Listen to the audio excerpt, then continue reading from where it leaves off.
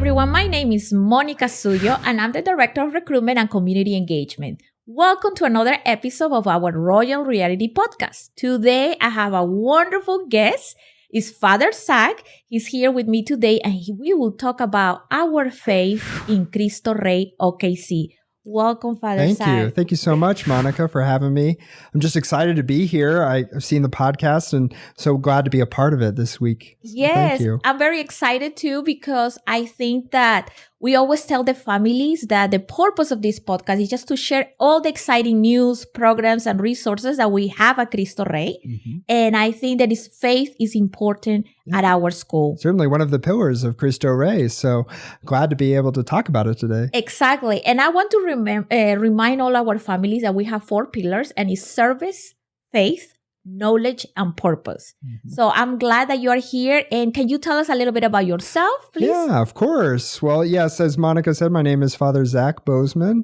I'm a priest here of the Archdiocese of Oklahoma City, which means that I serve for Archbishop Coakley, our bishop here in Oklahoma City, and kind of assigned to do different jobs, be ministering as a priest in different ways around Oklahoma. So I live at a church in Northwest Oklahoma City called Epiphany of the Lord Catholic Church in Northwest Oklahoma City. Okay. And I grew up actually not in Oklahoma, but I grew up in Dallas, Texas, and went to high school there, Catholic high school myself, and went to the University of Oklahoma. So that's my connection to Oklahoma. Sooner. I'm a Sooner. That's right. Look at you. That's right. And I came to OU. I went to OU.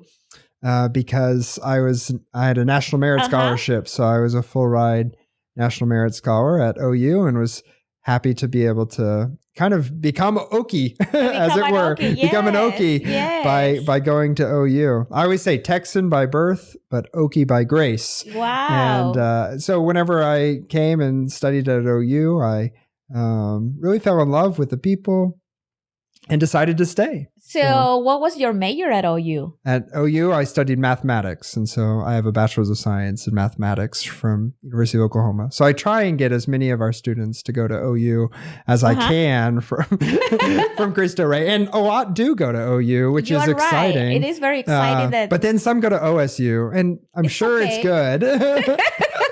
But I try to get them to go to OU. Yes. So when did you graduate from OU? I'm trying to see if we were there at the same time. I graduated in 2012. Oh, wow. So yes, you are much younger than me. Yes. Well, I don't know. I guess. I guess. I don't know. I graduated in 2012. Yeah. So it's been, I guess 12 years since I graduated. Exactly. Mm-hmm. And then you have the major of math. Well, I graduated from OU in 2006. Yeah, so not that much. Not that much younger. Yeah, sure. You were in high school at that time. Yes. But then I remember the beautiful community of OU and also St. Thomas More. St. Thomas More was the student center there, still is the student center there. And I was privileged to be a big part of that community too. And so, really the faith for me was something that I had already grown in before going to university, but I was, again, privileged to go to a Catholic school where faith was certainly front and center. It was a little bit of a different experience than a lot of Catholic schools. I went to high school at a monastery, basically. Okay. So it was not a boarding school, but it was still a day school. But we were kind of surrounded by an example of the faith through the monks that were there. And in a lot of ways that has informed and kind of given me, I guess, inspiration or a vision for what it means to be chaplain of a high school, just to kind of live out the faith in just being present in a lot of ways and in a lot of different aspects of the students' lives. So I'm happy to do that. Well, thank you for sharing, a little bit about your background before coming to Cristo Rey. So how long have you been part of the royal family? Yeah, I've been blessed to be able to be a part of Cristo Rey now for almost 2 years.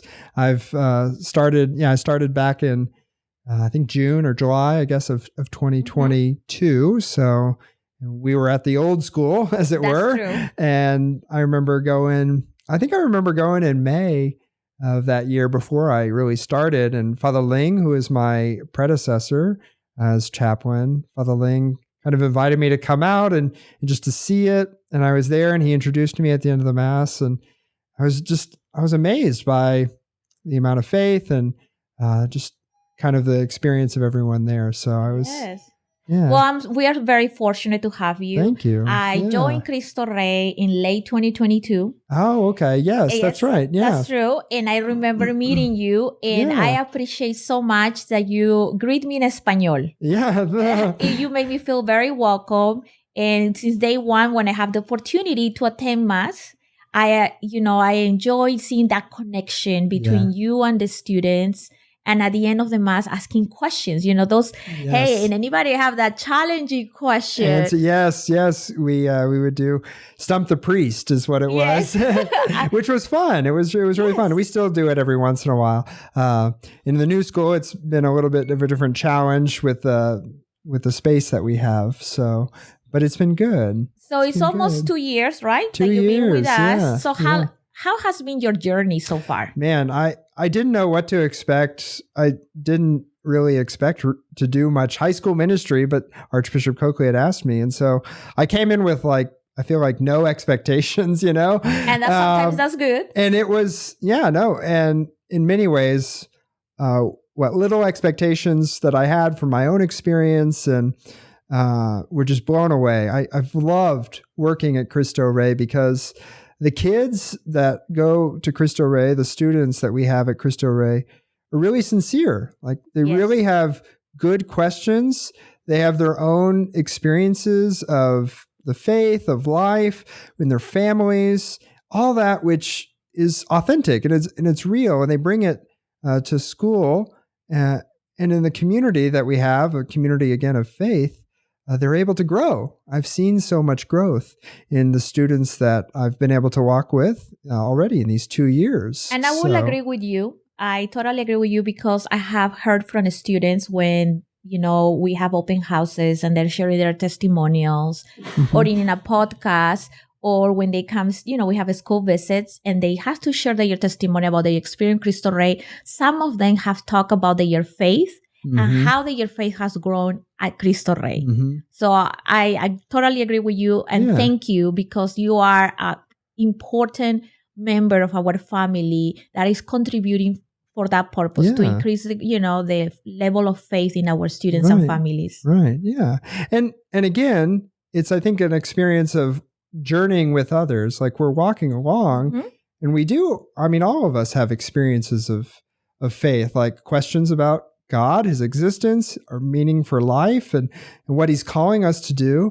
And so really the fact that, that we have somebody who can walk alongside a student, which is, in many ways the chaplain, and we have a good faculty of theology teachers and stuff who can also walk alongside the students, is a real gift. And it's a real advantage that the school has. Before Cristo Rey, have you been a chaplain in another school or do you participate in other schools? Yeah, so I've never been like a chaplain, I would say.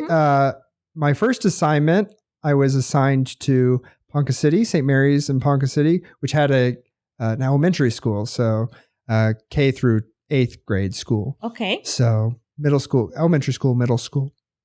And I think in many ways there were kind of experiences. I had some training and being a chaplain or being able to walk alongside students, but it's at a different stage in their lives. All obviously, elementary kids, younger kids, their faith, their question, their experiences, their families are a lot different than high schoolers.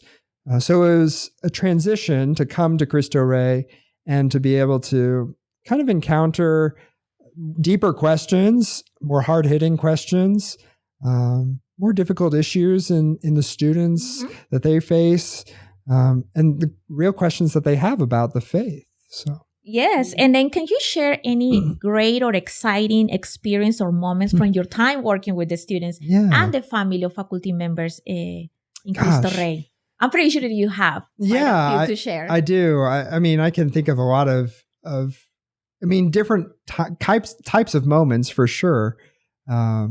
was thinking on the way over here, one moment that really came to mind and struck me, was surprising. I hadn't really thought about it much before, but in my first couple of months there, I remember I came to the school one afternoon and there was some event. I can't remember what it was, but anyway, I know that there was also cross-country practice. And so I decided to go run with the cross-country team. And there was something about just kind of doing what the students were doing and kind of being a part of that. It made me really feel connected. And there's been a lot of moments like that where I've been able to connect with the kids on certainly not just a religious or, just from going to mass or whatever, but outside of that, going to basketball games. And those moments have been really, I've cherished them in many ways. Certainly in other experiences of being present for masses, for some of the other services that we have, being present with the students on retreat. I've really experienced and I've seen the Lord working, the Lord working in the school to transform hearts and to bring the students to a deeper encounter with His love. So, yeah, I don't know. I could go on. I could kind of point to all the different moments that I've experienced over the years. But I think that what you just shared is very important. We always talk about relationships and the importance of relationship in education. Very and important. I feel that you going to the basketball games or, doing practice with the cross-country team, that helps a lot to reach that, to close that gap that maybe sometimes they feel between students and adults. And I feel that they want to feel welcome and they want that you be part of the year's life as well. Yeah. And like you said, our students are very genuine. They are always welcoming. They always enjoy that we are part of the year celebrations, the year struggles, and that we are just key elements for those relationships. So I appreciate that you're sharing that. Definitely in the retreats, probably you see more transformations, like you said, because their love for God is genuine and it keeps growing through the different practices. Yeah. So many different moments. And again, all of them, they're graced moments. And I think that's what we have to remember, especially as a Catholic school, that this whole experience, this whole journey is graced by God, right?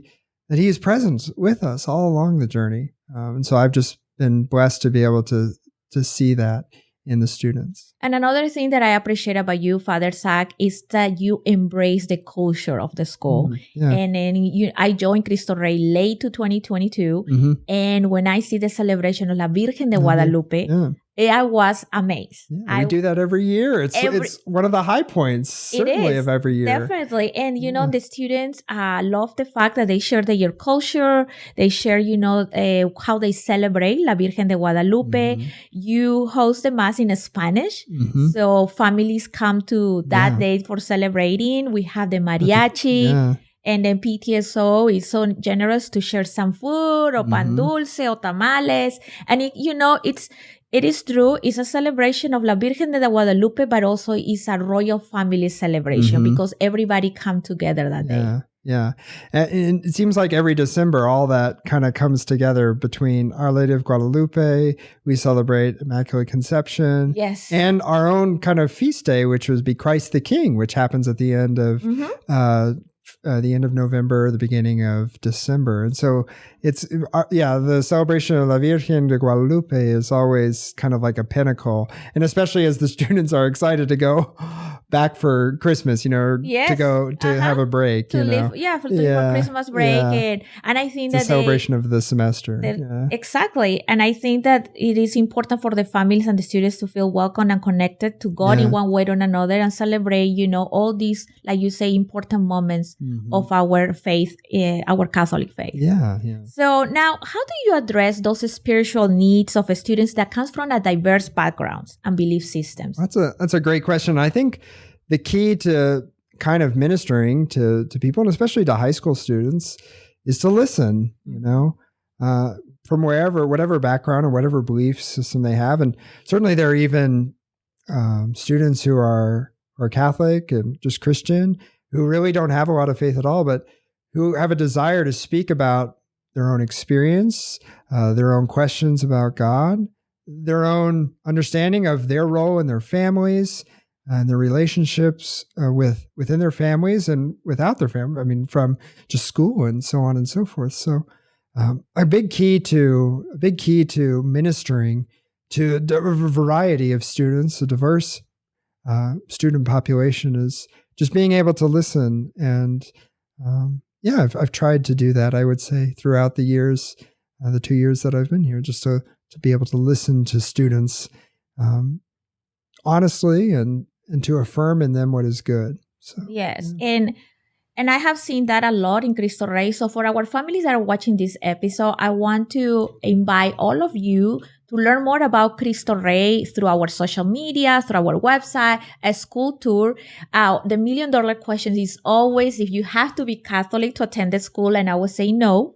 We welcome, students and families from other faiths. Mm-hmm. And like you just heard from Father Zak, we're there to listen and to share all of us the love of God. Yeah.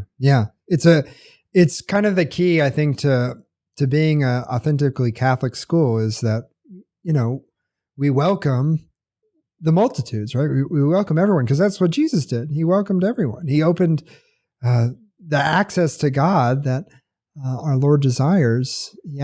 Open that just through the Catholic faith. And so we do welcome everyone. And yes, and I always tell the families that the importance of celebrating Mass every week, it's not only to share our love with God, but also to create a sense of community. Mm-hmm. Yeah. And I told everyone that is Christian and not Catholic that everybody is welcome to attend the Mass. Yeah. And of course, they will not take the communion, mm-hmm. but they can get blessed by you. Mm-hmm. Is that correct? Of course. Yeah. We welcome, again, all of our guests who come and many non-Catholic students that we have. We all gather together, not just to kind of carry out some sort of Catholic duty, right? But to experience God's grace, to encounter His love in the Mass, and to grow together as a community. And I mean, every community, every family, every group of people, friends, gather together around the table, and that's mm-hmm. what we do whenever we come for Mass. We gather together around God's sacred table, but to live out this and to remember this most important sacrifice of Jesus on the cross, which is an event of history, right? I mean, mm-hmm. it's something that happened and that is meaningful to all of us. So yeah, and that's something that I have to always reinforce with our families. They are non-Catholics that say, don't worry, don't be afraid. And also they ask me about the theology class, and they say, this is not a Catholicism, a Catholic class, or, it's a theology class just for the students to discover their relationship with God. Yeah. Of course, we are authentically a Catholic school. And so we do have a conviction, and we follow through in the belief that what we have received, the tradition of the faith that we have received, we hand down. Mm-hmm. And that's kind of essential to, I think, the success of the Catholic model is that we are convicted of what we have received in faith, and that we hand it to the students that come to us. And so, but there's an immense freedom, and this is, I think, maybe pointing to another discussion question that you had, but there's an immense freedom that we really want to respect in every student, right? Yes. That every student, every one of us is endowed with a deep freedom to receive and to respond as they're able to, as they find worthy, and to do that again in freedom. So yes, and I appreciate that you share that answer, because, like I said, as Director of Recruitment and Admissions, those questions come all the time, and also when they come for school visits. Mm-hmm. The different students from either our Catholic school feeders or come from a charter school or a public school. That's always the question, and I'm glad that you're reassuring that we welcome people from different beliefs. Yeah. So in what way do you think your presence as a priest contributes to the overall well-being and moral development of our students? That's a really great question. I think certainly presence is kind of an important image and word to just to put on it. We talk about I remember talking about this in seminary when I was learning to be a priest. The ministry of presence is valuable because by our lives, by my life, I'm called to give witness, and that's not just in what I do, but in who I am. The gift of priesthood is a witness. It's a witness to the resurrection. It's a witness to the faith. And so I think practically speaking, whenever I come on Fridays, I know that I'm always met with respect, with hospitality by the students. That my presence, I think, I can tell, it does affect how they act.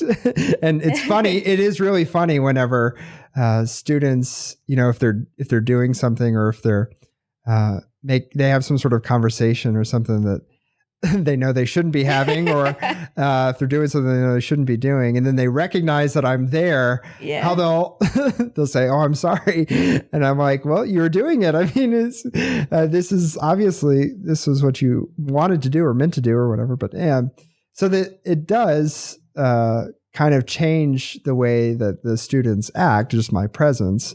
But it's deeper than that, right? I mean, it's not like just because I'm there, I'm some sort of police force, or I'm not just an enforcer for good acting, for behaving correctly. But I do see that I think my presence, in the presence of a chaplain, or presence of our theology faculty who are really devoted, and the presence of really all the faculty that have deep faith. I've seen it in a lot of our faculty. That presence of faith, it just sparks in our students something that makes them ask, why would you do that, right? Like, why would you live your life in this way? And that is, I think, the important thing for having a chaplain at the high school, that the students ask, why do you live your life that way? They ask often, do you not get married? No, we don't get married. The celibacy is a sign of the kingdom, right? Yes. It's a witness to our belief in the kingdom that God has promised. And so just again, that presence, the sign value of the priest himself as chaplain and just being right before the kids is really valuable. And it's something that you can put so many words on, but to experience it is something else that I can have. Yeah. I mean, I can testify. I to really that. value your presence at the school from the point of, I was raised Catholic back in Peru. Yeah. And now sometimes, maybe some of our student experiences, they feel the priest too far from them. Somebody that you cannot reach. Yeah. Right? Kind of like nowadays it's different because we have young priests like you that people can connect, the students can connect with. But we also have older priests that maybe in the past, they were like, the relationship was different. Yeah. So I feel that with you there, they feel that, you're close to them and they can ask these questions that they ask you sometimes. Yeah. They feel more comfortable asking not only questions about faith, just on regular, just about also daily things, about life. Yeah. And I feel that your presence is important to promote the faith in Cristo Rey and also to talk more about the grace of God. Yeah.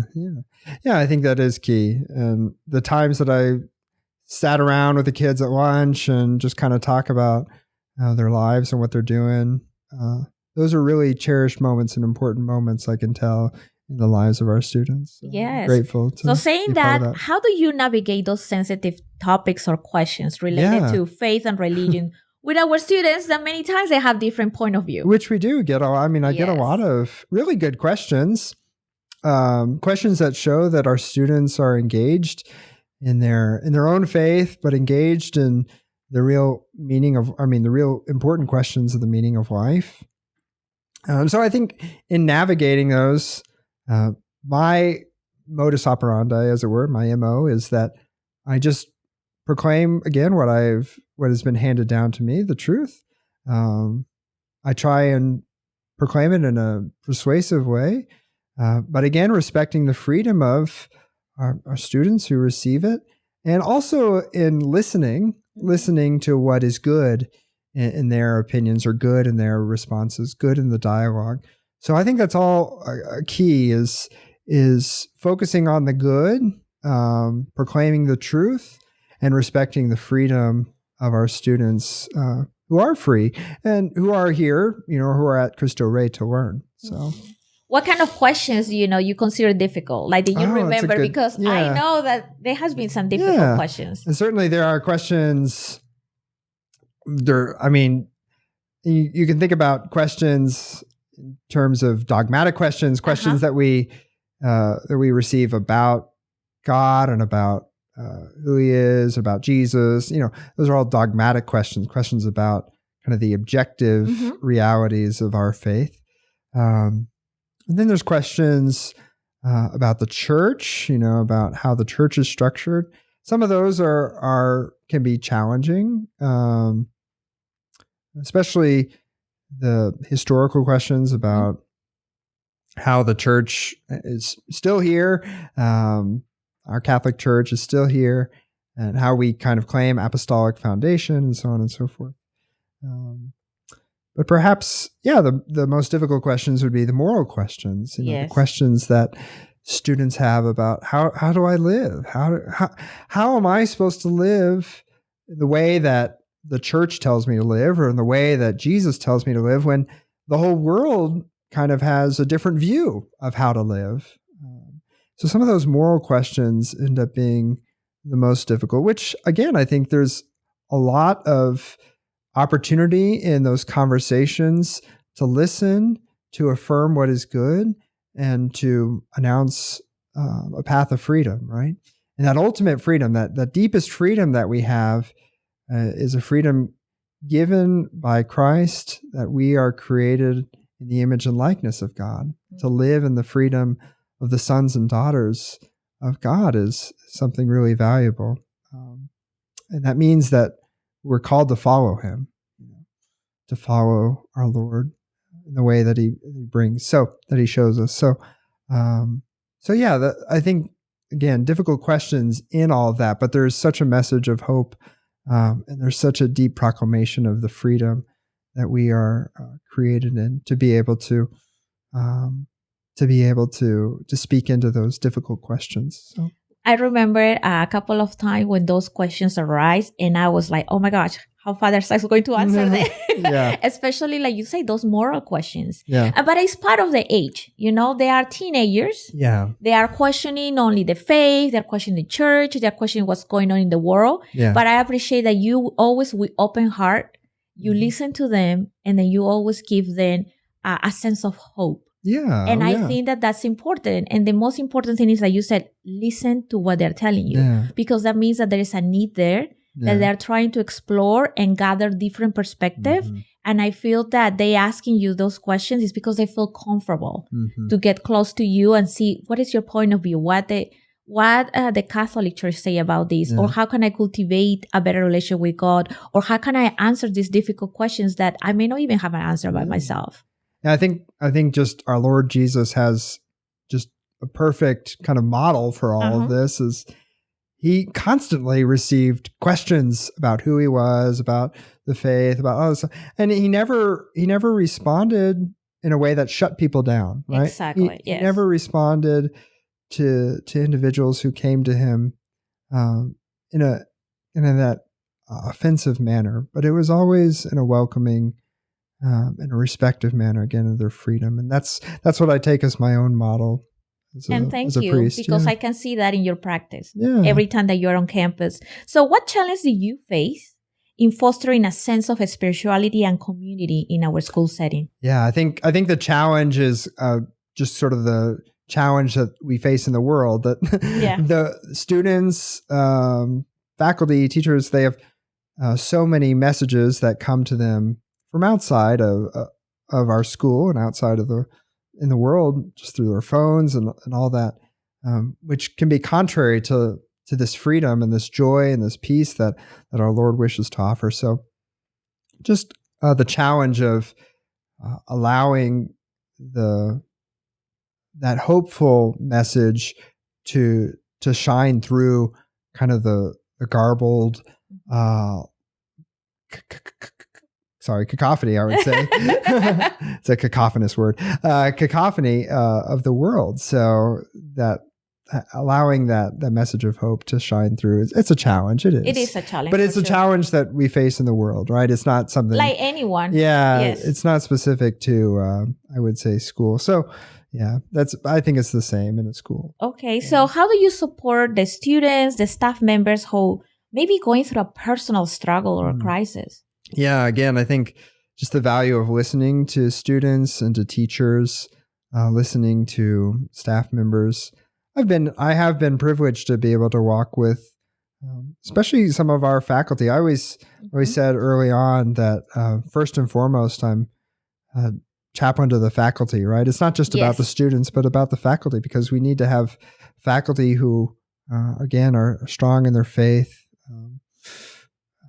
and who experience God's presence. And so I've been able to walk with some of our faculty through difficult moments in their lives. And again, just listening to them, trying to announce a word of hope into their situation and help them to experience the presence of God. Yeah, for sure. And so I remember that there is confession times. Yeah. And I'm pretty sure that we have a lot of our students or faculty members that come for those times. We do, yeah. So I've heard confessions every Friday before the Mass that we have every Friday. So Mass is usually at 10. And so I kind of come about 9:15, between 9:15 and 9:30. And a lot of students end up coming every week to go to confession. And I can tell that for a lot of the students, it does mean a lot. That they come with the heaviness in their hearts, the things that they know that they need to change in their lives, but also personal difficulties in their lives. They bring those to the confessional and they experience God's mercy. And, that's part of our ministry. So happy to provide it. Yeah, and I see that that's another way that you support all of us, through confession times, with those casual conversations. And like you said, you also listen to the faculty, and if they're going through any personal struggle, you are there for any support, guidance, or even a prayer. Yeah, certainly. Certainly prayer is something that I take seriously. And we offer, whenever I offer the Mass on Friday, I often offer it just for all of our students and our faculty. And we do have this faith as Catholics that offering the Mass on behalf of individuals brings God's grace and support. Thank you. So what advice would you give to other school priests or educators that are looking to integrate faith and spirituality to work together effectively? That's a really good question. Yeah, and I do think the advice I would give is put precedence on the sacraments and prayer. Whenever we come together as a school to pray together for Mass, the work of Jesus is the work that integrates this faith and the spirituality and the work together. So if we place an emphasis as priests on what is near and dear to us, the Eucharist and the life of prayer, which we are called to, that's where we grow and flourish, and that's where our schools flourish. So, and another thing that I would add is that what you say earlier, listening, and cultivate genuine relationships. Yeah, because in genuine relationships, in that space of listening, that's where we can allow the Lord to speak, to students, as opposed to just putting our own voice. Yes, there is something. And I want to share this with you. The first Mass that I attend, when you are trying to adapt and adjust to the school, to the new, in my case, workplace, the new family, I will always remember this that you said in La Predicación, that I always share with other people. And that always touched my heart. And you said, when we are driving, we always pay attention to the signs, the stop sign, the speed. Yeah. But have you paid attention to those signs that God is giving to you in your life? Exactly. And you know what? I always share that with everyone, Father Zak. I always take that with me. Anywhere that I go, I always say, you have to pay attention to those signs that God is providing to you. Yeah. And I always share that with you. So I really want to share this with you because that was my first Mass. And that's when I was like, Monica, this is the place that is meant that you need meant to be there here. Yes. And I always share that lesson because I think it's important in this busy and noisy life that we have, in the current moment, that we need to stop and listen what God is trying to tell us. Yeah, to pay attention. It's hard. Yeah. It is. In the same way that we pay attention, like you said, to those driving signs, when you're driving. Yeah. Right? Yeah. Well, thank you. So now I know that you speak Español un poquito. Sí. Un poquito. So we know that 84% of our families are bilingual. There is Latinos. And so this question, I wonder you can do in both language. First, you can do in English and then in Español and looking at the camera. Okay. What would you recommend other families to join Cristo Rey? I would recommend other families join Cristo Rey because we're a family ourselves, a family of faith, and a family that desires the good of all of our students. The work that the students are engaged in, the education that they're engaged in, is valuable for their lives in the present moment, but certainly for their future as well. So I'd recommend all families to consider Cristo Rey so that their lives of faith and work can grow. Now, en español, ¿por qué recomendaría a que otras familias se unan a Cristo Rey? Sí.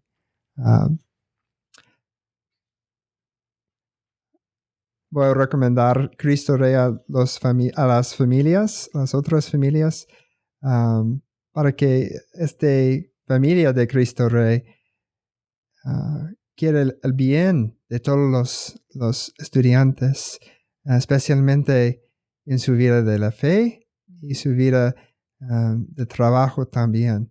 Y el apoyo que la escuela da a los estudiantes es muy importante, es muy bien por las familias y los estudiantes. Muy cierto. Sí, muy cierto. Okay. Y como dijo el padre Zak, es muy importante que nuestras familias se unan por el apoyo que le damos a los estudiantes y a las familias y sobre todo en el desarrollo de su fe. Sí. Now the next question is, and again you can look to the cameras, en español and English, can you share a message for our royal family, for our current students, faculty, and staff members? Yeah. I just want to thank you, a really big word of thanks for all your love and support, your friendship over these 2 years. It's been a real joy to be a part of the royal family, and I always hope to have a place in our family as we go forward. A todos los estudiantes, gracias por su amor, por su apoyo en mi vida. Quiero estar contigo, con ustedes en nuestra familia royal. Sí, gracias. Por muchos años más. Por muchos años más, sí. Gracias. Un poquito. I just want to hug you a little bit because I know where you were going. I understand. Being bilingual is a treasure, is a superpower, but it's challenging as well. Well, I wish I could be as bilingual as you, Monica. So, no, thank you, Father Zak. I studied French in high school, and so as helpful as that was then, it's not as helpful today. So. Yes, but you do an amazing job with our students, with our staff and faculty members, and cultivating and promoting the faith in our school. So I'm going to be forever grateful with you because I think that your presence is very important. You are very genuine. You have that close relation with the students, and I hope that you stay with us for many more years. Thank you. And I also hope that our family keep growing. Yes. And other families in Oklahoma City see the importance of Cristo Rey in our community. Exactly. Very important for our community. Yes, yeah, I agree. Because not every high school have the opportunity, like I was talking the other day at St. James, to these families of providing a college prep high school experience, having the support of mental health, and also an opportunity to continue developing the faith and the relationship with God. Exactly. When nowadays it's so difficult. Nowadays, like you talk about social media, the news is bombarding our students with so many things that they need. Yeah. That, I don't know how to say brújula. I don't know. I was thinking like a stability or Yes, something. exactly. Like a stability, and brújula is the one that gives you the directions when you're going north, south. Oh, yeah. A compass. A compass. So I think it is very, thank you for helping you see that. You taught me a new word. Yes, I didn't know that's brújula. So I feel that, faith is important because I always say that that's our compass, that give us a direction or where we're going. Yeah. And definitely God is important, sure. in our path. So that's what I say, es la religión es una brújula para mí. Brújula. Y que me lleva a diferentes lados, pero al final me lleva a una mejor vida con Dios. Sí, con Dios. Exacto. Y con Dios por siempre. Por siempre. Well, thank you so much again, Father Zak, for joining us today in this episode. Thank you. It has been a pleasure. Thank you. I think that we didn't have a chance to sit down and talk for a good 40 minutes. That's awesome. Yes, I appreciate that. And I want to say thank you to all our families, students, that are currently part of Cristo Rey, but also to all our potential families that are interested in being part of the royal family. Please don't forget to watch these episodes, share with with everybody else, and don't forget to check our social media, Facebook, Instagram, and our YouTube channel, where you can find this episode and other ones from our previous season. Again, my name is Mónica Suyo. I'm the Director of Recruitment and Community Engagement. Have a blessing day. Nos vemos. Bye. Bye.